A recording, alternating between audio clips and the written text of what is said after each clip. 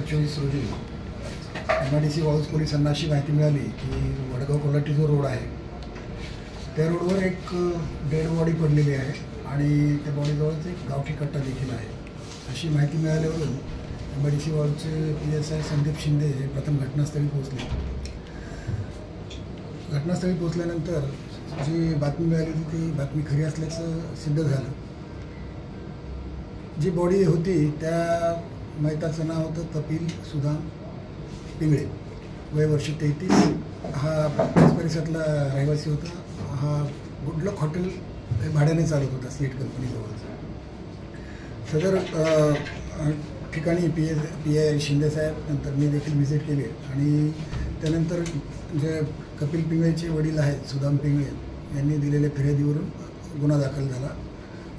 भारतीय न्याय संहिता कलम 103(1), 3(5), 140(1), सहकलम 325 आर्म्स ॲक्ट, सहकलम 135 महाराष्ट्र पोलीस कायद्याप्रमाणे गुन्हा दाखल केला.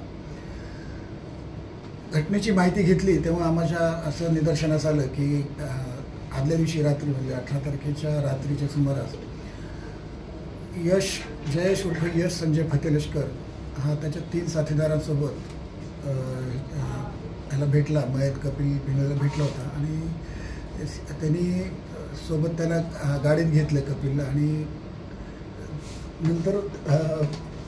नंतर माहिती घेतली असता हा यश जो आहे त्याचा मोबाईल लागत नव्हता, मोबाईल बंद होता आणि तो घरी देखील नव्हता. यावरून हा गुन्हा नक्की त्यानेच केला असावा अशी आमची खात्री पटली.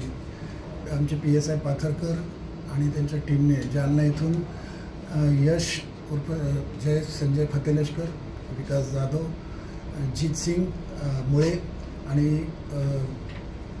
भरत पंडोरे अशा 4 आरोपींना रात्री ताब्यात घेतलं.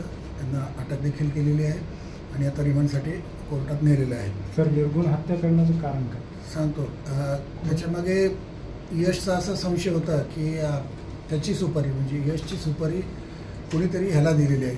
मग कपिल पिंगळेला आपली सुपारी दिल्याचा त्याला संशय होता आणि त्यांनी आपल्याला मारायच्या आधी आपणच त्याला मारावं ह्या एकमेव उद्देशाने त्यांनी त्याचा खून केलेला आहे. परंतु या गुन्ह्यामध्ये आणखीन आरोपी नक्कीच वाढणार आहेत कारण आता गुन्हा खूप प्राथमिकता स्टेजवर आहे. अजून मला रिमांड देखील मिळालेली नाही. रिमांड मिळाल्यानंतर या तपासात प्रचंड गती येणार आहे. मी स्वतः देखील आज दुपारी इंट्रोगेशन केलेलं आरोपींचं. आरोपींनी बरीचशी माहिती देखील दिलेली आहे. परंतु रिमांड मिळाल्यानंतर त्या माहितीची शहानिशा करून आम्ही त्यात आरोपीची संख्या वाढणं हे निश्चितच आहे. मर्डर त्यांनी असं केलं, त्यांनी गाडीत त्याला बसवलं. आम्ही त्याला घरी सोडतो, तुला घरी सोडतो या बहाण्याने त्याला गाडीत बसवलं.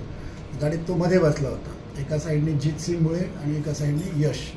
मग यशने त्याच्याजवळ जे गावठी कट्टा होता तो काढला आणि पहिले त्याच्या फायर केला.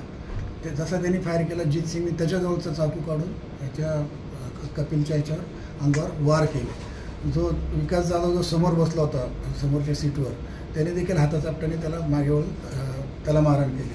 हा भरत पंडोरे जो आहे हा ड्रायव्हिंग करत होता आणि बाकीच्या तिघांनी मिळून म्हणजे जीत सिंगने चाकूने मारले, यशने पिस्टलचा वापर केलेला आहे आणि जो आहे दुसरा विकास जाधव त्यांनी हाताचा आपट्याने त्याला मारलेला आहे. पिस्टल कोणाची? पिस्टल यश जची पिस्टल होती. यश उर्फ संजय फतेलशकरची पिस्टल. हो. देशमुख सर, मला ते एक असं विचारायचं होतं की सगळ्या घडामोडी झाल्या आणि पिस्टलचा वापर केला तर याच्या पोस्टमॉर्टममध्ये किती गोळ्या निघाल्या? 1 गोळी मिळाली त्याच्या बॉडीवर. आणि पिस्टल यशची होती की पिंगळेची होती? यशची पिस्टल आहे. ती निष्पन्न झालं यश संजय फतेलशकरचीच पिस्टल आहे. त्यांनी कुठून आणली काय आणली त्याची पण माहिती आमच्याकडे आहे. परंतु आता प्राथमिक असल्यामुळे गोळीबार गाडीत झाला होता. गाडीत 1 गोळी गाडीत फायर झालेली आहे. ठीक आहे. तो ती घटनास्थळी ती जी तुम्हाला ते बंदुकीचे जे काय म्हणतात पुंगळी ते कसं काय ते त्याच्याबद्दलच आम्ही त्याला विचारपूस करतोय आता. कारण त्याच्या ह्याच्यात 2 राऊंड होते. 1 राऊंड गाडीत फायर झालेला आहे, दुसरा राऊंड खाली फायर झाला असं त्याचं म्हणणं आहे. परंतु आता रिमांडून येईल तेव्हा अजून त्याला इंट्रोगेशन करून आम्ही पुन्हा एकदा प्रेस कॉन्फरन्स घेऊन त्याची क्लॅरिटी आपल्याला देऊ. 2 फायर झाले? 2 फायर झालेले आहेत त्याच्यामध्ये. आणि 1 गोळी लागलेली आहे. 1 गोळी का लागली नाही त्याची पण आता माहिती घेऊ आपण. पोस्टमॉर्टम रिपोर्ट मध्ये काय आलं? 1 गोळी आली. चाकूनी त्याचा मृत्यू झाला की गोळीनं? चाकूनी जास्त, कारण त्याला जवळपास मी मोजले तेव्हा 17 एक वार होते त्याच्या. सर देवाणघेवाणीमधून कसं काय नाही, मी सांगितलं ना आपल्याला की एक तर त्याला असं वाटलं की आपली सुपारी ह्याला दिलेली आहे, कुणाला, कपिल पिंगळेला. हां त्याच्यामुळे त्यांनी आपल्याला संपवण्यापेक्षा आपणच त्याला आधी संपवावं ह्या उद्देशाने त्यांनी मारलं असं तरी प्राथमिक तपासात आहे अजून. आता हळूहळू त्याच्यामध्ये जेव्हा रिमांड मिळेल आपल्याला आणि रिमांडमध्ये जेव्हा आपण आरोपीची अजून सखोल चौकशी करू तर बाकीच्या सत्यबाबी जे असतील समोर येतील. म्हणजे या निमित्तानं वाळूजमध्ये गँगवॉर सुरू झाला असं म्हणते. नाही, गँगवॉरचा तर प्रश्नच येत नाही त्याच्यामध्ये. गँगवॉरने दोघांचीच दुश्मनी आहे फक्त ती. काही आरोग्याचे रेकॉर्ड आहे का? हा यश हा जालन्याचा आहे. म्हणजे तो जरी बेगमपुराचा असला तरी तो लहानपणापासून जालन्यालाच राहतो. त्याच्या आजी आजोबांकडे राहतो. जालन्याला त्याच्याविरुद्ध 2-3 गुन्हे आहेत. सर, परिसरात खुनाच्या घटना दिवसेंदिवस वाढत आहेत. आता 3 महिन्याचा जर आपण आलेख पाहिला तर कमालीची वाढ होताना दिसते.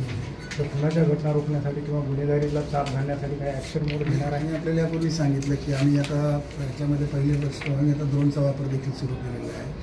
त्याच्यानंतर आता ग्रामरक्षक दल किंवा तिथले जे चांगली मुलं आहेत, होतकरू मुलं आहेत, त्यांची मदत घेऊन आपण निश्चितच गुन्हे रोखण्याचा प्रयत्न करणार आहोत. Thank you sir.